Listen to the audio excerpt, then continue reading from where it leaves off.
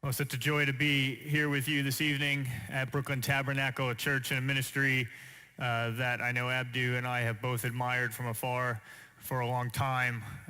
Great to see so many friendly faces. Good to see the rest of you as well. That's rule number one. Got to laugh at my jokes. I want to thank Pastor Holiday. I want to thank Rochelle. They and others on the team here really made this happen. I want to thank Abdu for his vision for Skeptics Night, which is an initiative that's starting here in this church and going to be spreading more widely across the country as well. I want to thank Brooklyn Tabernacle especially for having this event on an evening that's an off day for the Yankees. I'm very thankful. Very thankful for that, especially at the beginning of the season. Looking forward to those 300 home runs this year. That was the first time, Pastor, that Raphael was introduced in my bio at the beginning of a talk. That was quite special. Thank you for doing that. So he is 6 weeks old now. So my wife, Joe, and I, we pretty much have it nailed, pretty much have this parenting thing down. I mean, it's just all over the place. The other day, we're in the kitchen, and it's just like, try to cook the food, the baby's crying, get the pacifier, oh, we got to change the diaper. And Joe has Raphael in her arm, and she's trying to cook at the same time, and she just goes, not realizing what's in her arm. She goes, can you hold this? I might be in trouble for saying that in public when I get home. Tonight is about questions, as Abdu has said, and we really hope that tonight you will question our beliefs. I think one of the biggest problems in our society is that we take questioning of our beliefs as a problem. We take that as an attack. We take it as a sign of disrespect, as an offense. We take that as a threat. We actually think very differently about that. We think questions are a gift, because questions are the way you get to know someone. If I want to get to know you, I ask you questions about yourself. And then I'm not satisfied with just the superficial answer. I'm going to ask you deeper questions about yourself. I'm going to want to know about even those confusing parts of who you are, even the challenging parts of who you are. Questioning is how you get to know a person. It is the starting point for a relationship. And so if, as Abdu and I think, the Christian God is a personal God, then questions are also the starting point for getting to know him. They are the starting point for a relationship with God. And if you take anything away from tonight, I hope it will be this, that questions are not at odds with the Christian faith, but they are actually the very starting point of Christian faith. Now, is faith in God delusional? Some of you here tonight may think so. I once thought so. Some of you may be happy to make that claim out loud. Others of you may be churchgoers, you may identify as Christians, but in the privacy of your own mind, you may wonder, is this idea of faith in God, is it just irrational? Is it anti-scientific? Is it just too extraordinary to believe? And so today I'd like to present you with a new and a highly scientific argument for the existence of God that I think is going to become very influential in the years ahead. And this is that argument, if we can have it up on the screen. If there is no God, how come the world fits so perfectly into a chicken?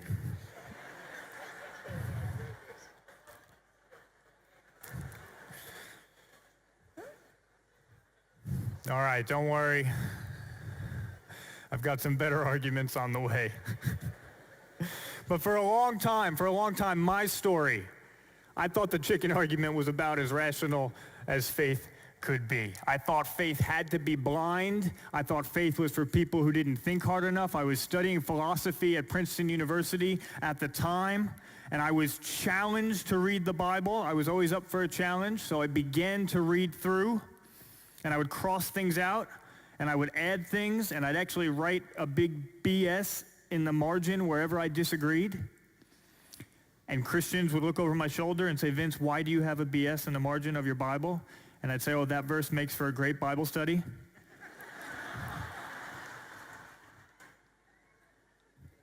That was my starting point. But things changed for me. They changed because as I continued reading the Bible, as I continued wrestling my way through it, I found myself falling in love with the person of Jesus, the way that he carried himself, the way that he treated people. A woman was caught in adultery and the leaders wanted to stone her. And he said, "You who are without sin, throw the first stone." And one by one, they all walked away. And I kept reading this book, and soon I realized that Jesus made some very big claims about himself. He claimed to have existed before Abraham, who existed thousands of years ago. He claimed to be able to forgive sins, not just sins against him, but sins in general. He said, "I am the resurrection and the life. The one who dies but believes in me will live even though they die." He said that to have seen him was to have seen God, and that him and God were one and the same. And I'm thinking, who is this guy? As C.S. Lewis pointed out, when someone makes those types of claims about themselves, you only have so many options. Was he just a big liar? Was he mentally ill and he really believed all of these things about himself mistakenly? Could it actually be the case that he was telling the truth? And I kept reading, and I got to the book of Acts, which gives a history of the early church, and I started to come across all sorts of words that I never thought I would see in the Bible. Words like reasoning and examining, explaining, convincing, debating, disputing, persuading, even proving. I read that the Thessalonians, one people group, were more noble than, that the Bereans, were more noble than the Thessalonians. Why? Not because they had blind faith, but because they examined the scriptures daily to determine if the things they were being told were true. And I kept reading, and then eventually I got all the way back to the book of Hebrews, and I came across a biblical definition of faith. Faith is the assurance of things hoped for and the evidence of things unseen. And I thought to myself, this is not a God who is asking me to take some blind leap of faith. Not at all. This is a God who's asking me to love him not only with my heart and my soul and my strength, but also with all of my mind. And I can remember sitting in my dorm room and thinking to myself that if God really made me, and if he made me with this mind, then he would want an honest intellectual search to at least point in his direction. And ultimately, that is exactly what I found. But first, I needed to ask questions. First, I had to be honest about my skepticism. And the primary question that I had to ask was, is this all just too crazy? Is it all just too extraordinary to believe? An immaterial God, a virgin birth, a man truly risen from the dead. Is it all just too miraculous? Now, if at the outset you decide that a miracle is impossible, well then of course you're going to come to the conclusion that a miracle never happened. But I want to ask the question, is that really a rational assumption to make? Have you ever taken a moment to just step back and think about what a miracle it is that we are even sitting here right now thinking about miracles? That there just happens to be this enormous universe, nearly 100 billion light years in size, that right now, as you sit here, you are rotating at 1,000 miles an hour. You're flying around the sun at 67,000 miles an hour as part of a galaxy being hurled through the universe at over 1 million miles an hour, all with laws so orderly that human life exists. Life so complex that if you took the DNA strands in your 100 trillion cells and laid them end to end, you could get to the sun and back 600 times. Utterly remarkable. It can be tempting to think that Christianity is too extraordinary to believe. But criticism without alternative is empty. That's a sentence worth remembering. If you tell me, Vince, you have a terrible accent, it's the worst. It's the most horrible accent that I've ever heard. And I say, okay, look, I'm someone who's willing to take criticism. I'm willing to take that on board, and I'm pretty good at accents. So tell me, which accent should I try to adopt instead?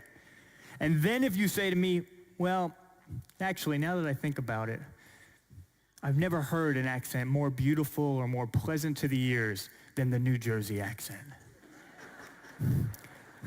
If you said that to me, your criticism would dissolve, right? Your criticism wouldn't have any force anymore because you haven't given me an alternative. Criticism without alternative is empty. A hypothesis is only probable or improbable relative to what alternative hypotheses are out there. So what are our alternatives? Well, first, consider with me big picture explanations of the universe. How did all of this get here? There are only three options. Option number one, God made it. And as a Christian, I might just put my hand up and say, wow, that is an incredible, extraordinary option. But what are the alternatives? Alternative number two, the universe just popped into existence from nothing for no reason whatsoever. Well, this too is a very odd option. The physical stuff in our everyday lives doesn't generally pop in and out of existence. If it doesn't now, why should we think that it did at the beginning? Or a third alternative. Maybe the universe or some series of universes has just always existed, extending infinitely back in time. Well, now maybe you can explain each part of the universe with a part that came before it, but you still have absolutely no explanation for why there is this enormous, intricate universe in the first place. I think that's remarkable too. These three options, they exhaust the relevant alternatives, and every single one of them is absolutely extraordinary. Every single one of them is well outside the realm of the ordinary. And even if you look at these and you decide, you know what, I'm going to remain agnostic on the whole thing because I can look at these and see all three of them are pretty crazy. Well, you're still logically committed to one of these three things being true. And that's just as remarkable. The conclusion, I think, is that we live in a miraculous world. I don't think there is any getting around that fact. Whether you are a theist, an atheist, or an agnostic, I don't think anyone can avoid that. We have to believe one way or another in something absolutely extraordinary. I was reminded of this a number of years ago. I was emailing back and forth with a friend of mine, a retired Princeton professor, and he was detailing some of his objections to Christianity. And he wrote a long email with a long list of objections, explaining them. And then at the bottom of the email, his last line, as if to trump all other arguments, was, "Nor can I believe in a virgin birth." Okay, no further argument or explanation. As if to say it would be crazy to believe in such a thing. And I began drafting an email back to him, trying to figure out how maybe I could persuade him that perhaps he could believe in a virgin birth. And then it dawned on me. He already does. In fact, everyone believes in a virgin birth, whether they realize it or not. As a Christian, I believe that Jesus, as God himself, was miraculously born of a virgin. And again, I might put my hand up and say that's a pretty extraordinary belief to have. But criticism without alternative is empty. What are the alternatives? Take the brilliant Cambridge physicist Stephen Hawking's attempt to propose an atheistic birth of our universe. He said, the universe can and will create itself from nothing. Spontaneous creation is the reason there is something rather than nothing. Why the universe exists, why we exist. Is that any less miraculous of a birth than Jesus being born of a virgin? That sounds a lot like a virgin birth to me.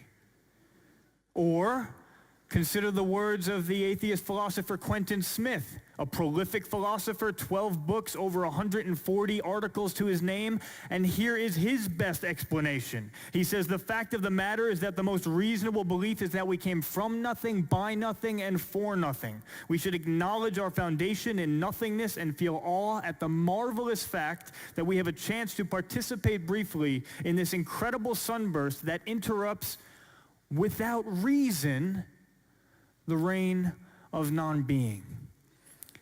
That definitely sounds like a virgin birth. And I think, again, we're led to the same conclusion. We live in a miraculous world. There is no getting around that. It's not a matter of whether you believe in a virgin birth. It's just a matter of which virgin birth you choose to accept. You can choose to accept the virgin birth of an atheistic universe that is indifferent to us, A universe where there is at bottom no design, no purpose, no evil, and no good, nothing but blind, pitiless indifference, as atheist Richard Dawkins has put it. Or you can believe in the virgin birth of a God who loved us so much and so deeply that he came to be born among us and to live beside us, to call us family, and to call us friends. The exact opposite of blind, pitiless indifference. Someone who is not blind to anything about you and yet loves you. Someone who knows you in absolute full and yet loves you in absolute full with extravagance. What an incredible gift. Is Christianity crazy? Maybe. But we live in a crazy world. Every person, regardless of what they do or don't believe about God, is committed to believing something extraordinary. Every one of us in this room this evening, we're all in the same boat in that respect. The question is, do we have good reason to believe it? After an extended search, I came to the conclusion that I believed I did have good reason to believe that Jesus was who he claimed to be, and that he backed up those big claims about who he was by truly, physically, bodily, miraculously rising from the dead. And Abdu glanced in this direction as well, and I hope you'll ask us why we think we can have so much confidence in that during the time of Q&A. I was actually reading a book on the resurrection, and I closed the back cover of that book in my dorm room when for the first time I was genuinely persuaded in both my mind and my heart that Jesus was who he had claimed to be and that God had put his stamp of approval on the divinity of Jesus through raising him from the dead. And I dropped to my knees right there in 122 Jolene Hall, and I told God that I wanted to trust him with my life. I could become a Christian right then and there. And I believe this is the only religion that can say this, because God wasn't asking me to do anything to try to climb my way up to him. He was just asking me to accept that he loved me so much that he had already made his way down to me.